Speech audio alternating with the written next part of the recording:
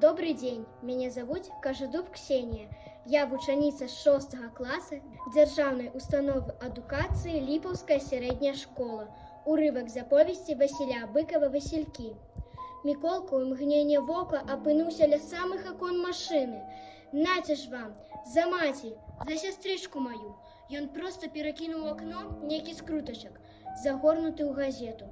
Асляпляючы слуп агню і жалезу, адкінуў яго далёка на прыдарожны пыл. Да Міколкі падскочыў немец.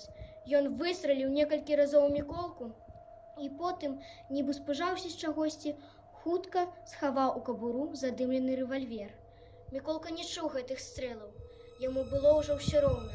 Нерухомым позіркам ён углядаўся ў блакітнае неба, нібы прыслухоўваўся да былых сваіх думак аб нянавісці, аб помсце.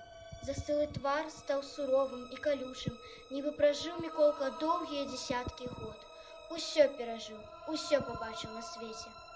Побач ляжала яго торбачка з раструшчаным пад салдацкім ботам пеналам, ды выпалі за пазухі і ляжалі ў пылі запазнелыя восеньскія васількі.